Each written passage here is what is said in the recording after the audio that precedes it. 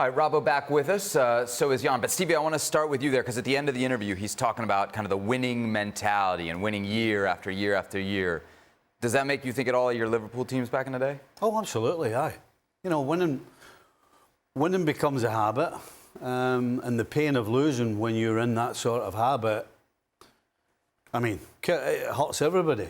And so that's what happens when you win and win and win. You end up expecting to win, and then when you don't win, there's a lot of looking in the mirror and a lot of figuring out how did we lose. I mean, that sort of intensity, to be able to bring that intensity every time you step on the field is incredible, but it is a process.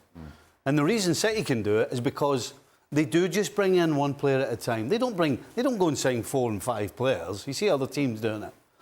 They bring one guy in and they immerse him in the culture of winning. It's a winning culture is what it is. Right at the very top, if you want to put it in paper, right at the very top, it's winning. It's all the things you have to do to win, but the very top thing is winning. And so bringing Doku in, he immerses himself in what it takes to be a Man City player. Savinho comes in, it's the same thing. And so they just will continue to do that. As long as Pep's in charge, as long as they have the money, they will continue to be the top dog because they just have a culture that is just unmatched right now.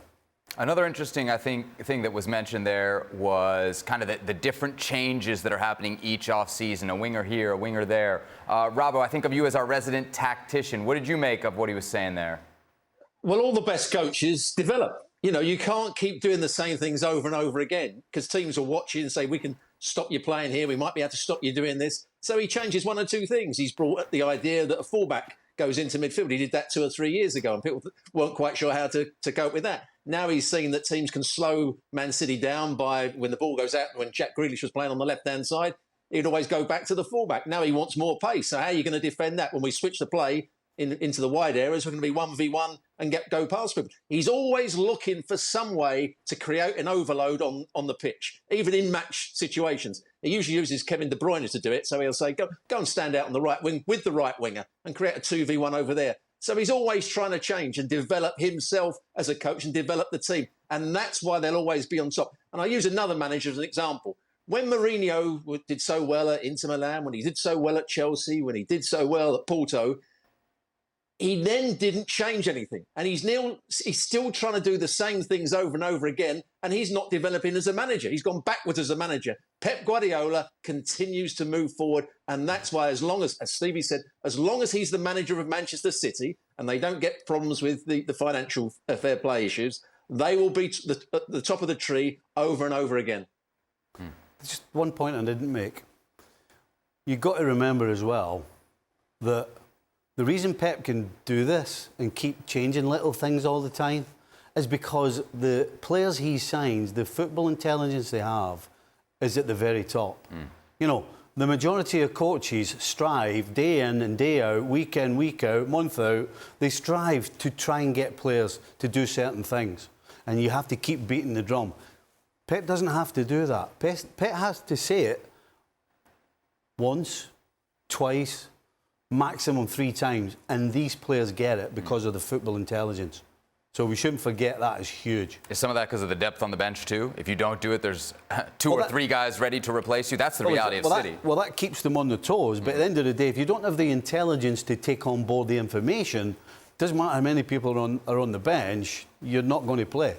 Okay. When you talk about intelligent players at City, I'm sure Rodri's got to be near the top of the list. He's also near the top of the list when it comes to the Ballon d'Or favorites. It's actually Vinicius Jr. that is the favorite. Rodri's the second favorite. Jan, I'll start with you here. Is Rodri getting your vote? Yes, he does. And that is not a vote against Vinicius Jr. A fantastic season. And he's probably, if you got... Yeah, but it's about probability, and we've seen Ballon d'Or before. They're ending up with a Champions League winner, they're ending up with a Real Madrid player. But we have to be honest. Everybody who loves football, everybody who loves football as a team game, everybody that loves the player, you have to have a look at this Manchester City team, and he is that jewel in the crown. That's what he do, just the stats he's having. You see him there. You see he is Pep Guardiola. He's Pep playing out there. That is Rodri. And maybe Ballon d'Or maybe once they can just look at that, just take the best footballer, the most important footballer in any team, and make Rodri the best player in the world, because he is that already right now. So please, Rodri, make sure that you get this Ballon d'Or at the end of the month, or October, or whatever it is. Robbo, you agree? Absolutely. You know, he has such an effect on games. And he was talking there about doing both sides of the game. He learnt the defensive side off Simeone. Was already a good footballer. The best players in the world, and the midfield players, have to do both sides of the game. I'll say it over and over again. You can't be a good passer of the ball without being good defensively if you're playing central midfield. You can't be a good defensive midfield player if you can't pass the ball. You have to do both sides of the game, and you can affect the game more than any other player by being that central midfield player. And Rodri affects games, as his records suggest. He's hardly ever lost a game. So he's a magnificent player and the best in the world at the moment, I would say. All right, so there's an interesting quote from Rodri discussing the differences in the importance of positions. And I want to get everybody's thoughts on this. This was from the first part of the interview with Mark Ogden. We'll bring it back here today. Quote, I can assure you being a midfielder defender is as beautiful as being a striker, and they have different things to manage in the game. In my opinion, the holding midfielder is a bigger role in football than a striker. It may be more difficult to score goals. Few players can score 30 or 40 goals a season, but the role in terms of football is the most important. Jan, strikers union here. What do you got to say about that? Well, he gave us a little to build on. He said it's the toughest thing to do. It's the most difficult thing to do. Everybody wants to score goals.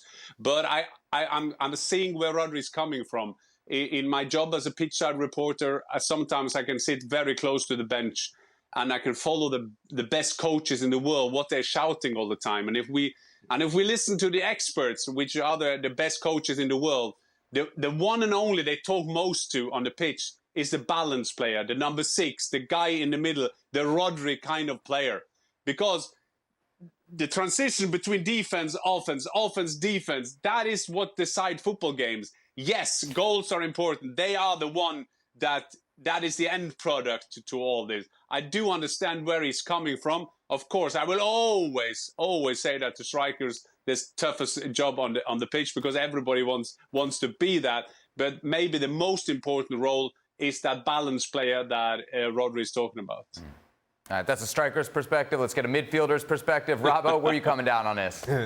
Well, when you go on the field as a central midfield player, your destiny's in your own hands. You haven't got to wait for somebody else to give you the ball. You haven't got to worry about not getting involved in the defensive side of the game. You have to be the main man. Centre forwards might not get much of the ball if the midfield don't dominate. And Rodri dominates games. The central midfield player, for me, was always the most important player on the field. If you had a very good central midfield player, you usually had a very good team. You defend in front of your back players and you supply your front players so they can get in the game, and your wide players. So it's a massive part of the game. Has the game changed, Stevie, or has our awareness of it changed? Because I feel like 20 years ago we didn't talk about this. Can I answer this question position first? Yeah. Let me tell you, I played in a team that dominated for fun in my latter years. And we couldn't win a game because we didn't have anybody to score a goal. So it all depends where you want to go. Because you can have as much of the ball as you want and you can control the game as much as you want. But if you don't have anybody who can put the ball in the net, because the last time I saw, it's about scoring goals to win games. If you can't score a goal, you can't win a game. You can pass the ball around all you want in the middle of the park and you can win the ball back and get it forward. But if you don't have anybody to score a goal, you're not going to win a game. Yeah, so I understand how important it is, but at the end of the day, if you don't score a goal, you don't win a game. And I was in a team at Doncaster that did that. We bullied teams, we outplayed them, but we couldn't score a goal to save our life. But we couldn't win games. To that point, I think we've got the perfect panel here for this discussion. 30 years after retiring, Jan has got a long flowing locks. and Robbo is showing all the stress of a midfielder. That tells its own story right there. If you were starting a team, what's your first buy? Probably a striker. Yeah? Yeah. Listen, to the point, I think scoring goals is an art in itself, and getting a good striker can make all the difference. Seeing that, and I made this point a couple of weeks ago, can Lionel Messi be as good or as effective without a Sergio? Maybe Messi is a wrong parallel here, but without Sergio Busquets in that Barcelona. Can Erling Haaland be as good as effective without a Kevin De Bruyne or Rodri to that point? I just feel that good teams are the ones that have the balance. So while we could look at positions, and clearly it's easier to quantify the contributions of a striker because it's there in goals and assists. For somebody like Rodri or Busquets, you have to look at the runs, at how difficult those teams are to beat. And that's more difficult just to put into perspective. No. But we can they're both as important. But we can put in Pep... Yeah, we can put in Pep Guardiola, but what did he have if you use him? I see where Steve is coming for. Absolutely, you need to have great strikers. I can throw in that the big teams also had great defenders, like in Puyol or Ramos, talking about Barcelona and Real Madrid. But let's not make it too complicated. But if you see Pep Guardiola, what he built at Barcelona, yes, he had Messi, so that made it for him. When he came to Bayern, that was not all about strikers. He had two good wingers in Robben and Ribéry. Well, it worked out with Lewandowski, but Lewandowski kind of exploded after Pep Guardiola left there. So he's been in a kind of evolution as well. Now, where he wanted to have Kane, then he got Erling Haaland, so he's developing as well. So yes, we can talk the rest of the night, who's the most important thing. Yeah, you can't win without scoring goals. But Pep Guardiola has shown that he could win without a striker. And I know I'm speaking against now Erling Haaland, but now we're in 2024 and you have to have both. So can you have, how many goals would Erling score if he didn't have a midfield, if he didn't have De Bruyne, if he didn't have a Rodri in there? And so would they win all the titles without these 40 goals? No, they wouldn't. So we can sit here for ages, Seb, if we want to.